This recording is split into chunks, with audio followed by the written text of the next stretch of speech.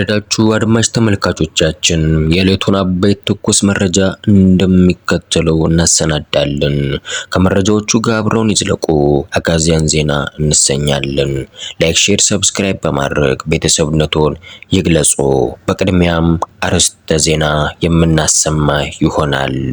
የኤርትራው ፕሬዝዳንት ኢሳያስ አፈወርቂ ካይሮ ግብጽ በማምራት እርዳታና እገዛ መጠየቃቸው ተሰምቷል። በዝርዝር እናጠናቅራለን። ኢሳያስ አፈወርቂ ከግብጽ ደጅ ሲጠኑ በአንጻሩ ህወሓት ኢሳያስ አፈወርቂን ድጋፍ መጠየቁ አግራሞትን አጭሯል። ዝርዝሩን ይዘነዋል። የሱዳን ፈጥኖ ደራሽ ኃይል የአርኤስኤፍ በርካታ ቦታዎችን እየተቆጣጠረ መሆኑን በግብጽና ኤርትራ ላይ ከባድ ድንጋጤን ማጫሩ ተሰምቷል።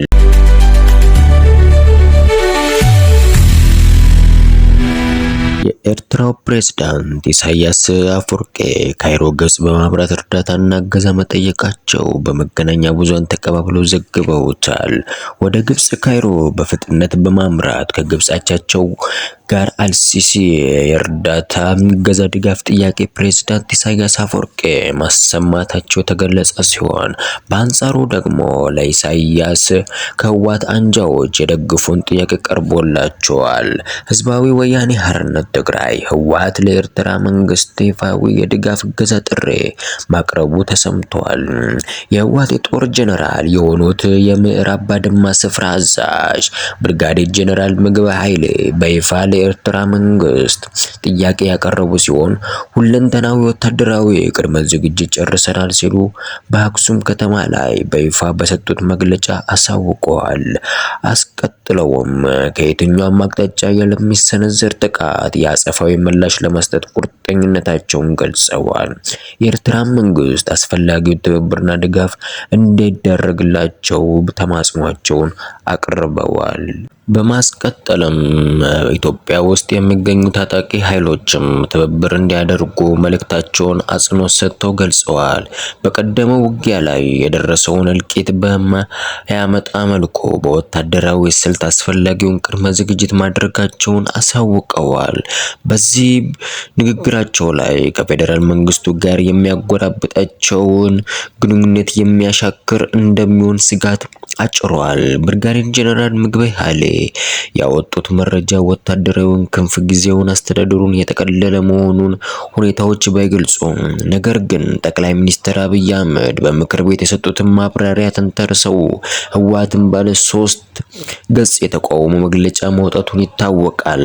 እንዲሁም ለተባበሩት መንግስታት ድርጅት አንቶኒዮ ጉተሬዝና ለአፍሪካ ህብረት ሊቀመንበር ደብዳቤ መላካቸውን የነ ደብረ ጽዮን አንጃ የጦርነት ነጋሪ እየጎሸመ ቢሆንም ሌላኛው የህወሓት ክንፍ በተለያዩ ሁኔታ ምክንያት የጦርነትን ምክረ ሀሳብ እንደማይቀበል ገልጿል።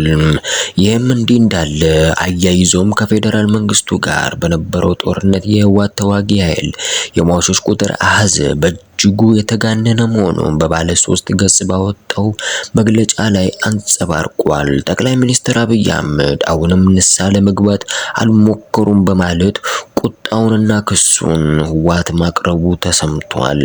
በመግለጫውም ላይ አስደግፎ ገልጾማል። ህወሓት አክሎም ጦርነት አልፈልግም፣ ሌላ ዙር ጦርነት ደግሞ እንዳያገረሽ ከተፈለገ የሚመለከታችሁ አካላት ጣልቃ ገብታችሁ ነገሮችን ወደ ሰላማዊ ምህዳር እንድትወስዱ ሲል አሳውቋል። አያይዞም የአፍሪካ ህብረት ፓናል ይጠራ ሲልም በመግለጫው ላይ የጠቀሰው ህወሓት ባወጣው በደብረ ጽዮን ፊርማ ጸድቆ በተላለፈው መግለጫ መሰረት የፌዴራል መንግስቱ የፕሪቶሪያውን ስምምነት አደጋ ላይ መውደቁን ህወሓት ገልጿል።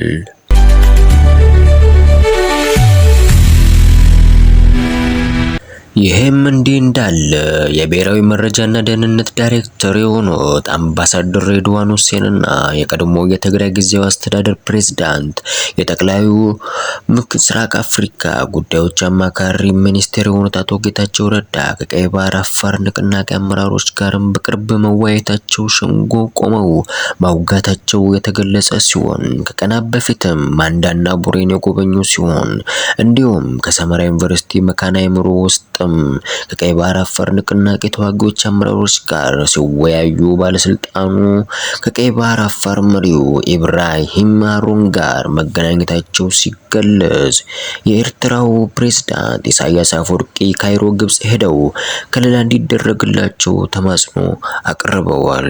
ከዚህም ባሻገር አልሲሲና ኢሳያስ በሱዳን ወቅታዊ ጉዳዮችና በቀጠናዊ ፖለቲካዊና ወታደራዊ አሰላለፍ ሂደቶች ላይ መምከራቸው የተገለጸ ሲሆን በተለይም በጀነራል ሐምዳን ዳጋሎ የሚመራው የሱዳን ፈጥኖ ደራሽ ኃይል አርኤስኤፍ አልፋሽጋን መቆጣጠሩን ተከትሎ አጠቃላይ አምስቱን የዳርፉር ግዛቶች በእጁ ሲያስገባ በዚህም ኩነተ ሂደት ግብጽና ኤርትራ የሱዳን መንግስትን የሚደግፉ በመሆናቸው ከፍተኛ ድንጋጤና ስጋት አይሎባቸዋል። የግብጽ ጦር ኃይሎች ዋና አዛዥ ፋቲ ካሊፋ ወደ ሱዳን መጓዛቸውን በፖርት ሱዳን ማረፋቸው ሲገለጽ በውጭ ጉዳይ ሚኒስቴር በድር አብደላና የሱዳን የውጭ ጉዳይ ሚኒስቴር መሐመድ ሳሌም በቀናት በፊት በወቅታዊ ጉዳዮች ላይ መምከራቸው ተዘግቧል። በተለይም ደግሞ አርኤስኤፍ ኃይሎች ቁልፍ የሚባሉ ከተሞችን እየተቆጣጠሩ መምጣታቸውን የአርኤስኤፍ ኃይል በተቃራኒ ጎራ የተሰለፉት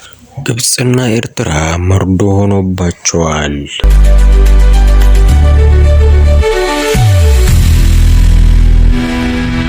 በመሆኑም ለጀነራል አልቡርሃን ወታደራዊ ድጋፋቸውን በማጠናከር የሱዳን ማዕከላዊ መንግስትን ተብሎ በተባበሩት መንግስታት ድርጅት እውቅና የተጎናጸፈውን የአልቡርሃንን አስተዳደር ግብጽና ኤርትራ አሁንም በከፍተኛ ሁኔታ በመደገፍ ያጣውን የጦር ግንባር ድል ግዛታዊ ገጸ ምድርን መልሰው ወደ እጁ ለማስገባት የተለያዩ ምክር ሀሳብ ጀመራቸው ተመላክቷል። የአርኤስኤፍ ጦር እየገፉ መምጣት በአስመራው ድንጋጤ ያጫረው በተለይም ደግሞ የአርኤስኤፍ ኃይሎች የአልቡርሃንን ሰራዊት የሚደግፉ አካላት ዋነኛ ኢላማቸው ናቸው በማለት መዛታቸውን የተሰማ ሲሆን በተለይም ደግሞ ጀነራል ሐምዳን ዳጋሎ ኤርትራን ቃል በቃል ጠቅሰው ያስጠነቀቁ ሲሆን ኤርትራ አውሮፕላን ማረፊያ እየቀዘፉ የሚነሱ ሰው አልባ ድሮኖችና ጀቶች በሱዳን አውደ ውጊያ ላይ ተሳትፎ ማድረጋቸውን ጀነራል ሐምዳን ዳጋሎ አስቆጥተዋል። በተጨማሪም ጀነራሉ ኤርትራ ህጋዊ ኢላማቸው እንደምትሆን አስጠንቅቀዋል። ብሎም ለቻድና ለግብጽም መልእክት መላካቸው ይታወሳል። ይህ በዚህ እንዳለ በሱዳን ያለው ሰቆቃ የበረታ መልኩን እያጨፈገገ ሲሆን ከሱዳን ጦርነት የተረፉ ዜጎች የደረሰውን አሰቃቂ ጭፍጨፋ የተናገሩ በመሆኑም የሱዳን ፈጥኖ ደራሽ ኃይሎች አልፋሽር ከተማን ከተቆጣጠሩ በኋላ የፈጸሙት ጭካኔ የተሞላበት ድርጊት አሳዛኝ መሆኑን ገልጸዋል። በርካቶችን ለመኮብለል ለመሸሽ የሞከሩ ሰዎችን አሰቃይተው አጎሳቅሎ ገለዋል ብለዋል። ብሶታቸውን አሰምተዋል። በተባበሩት መንግስታት ድርጅት አንጻራዊ ሰላም ወዳገኘችው ታዊላ ከተማ በርካታ ተፈናቃዮች መግባታቸው ተገልጿል። የአልፋሽር በ80 ኪሎ ሜትር ርቀት ላይ የምትገኘው ታዊላ ከተማ በርካታ ዜጎች የአርኤስኤፍ ጥቃትን ሸሽተው የሸጉበትን የሚጠለሉበት ከተሞች ውስጥ አንዷ ናት። የአልፋሽር ለቀው የወጡ የሱዳን ዜጎች ያጋጠማቸው ሰቆቃ ከፍተኛ መሆኑን ገልጸዋል። በታዊላ የሚኖሩ ስደተኞች ለቢቢሲ እንደተናገሩት ጉዞ የሚያደርጉ ዜጎች ላይ የአርኤስኤፍ ኃይሎች ወንዶችና ተዋጊ ላይ ጥቃት ያደርሳሉ ሲሉ ተናግረዋል።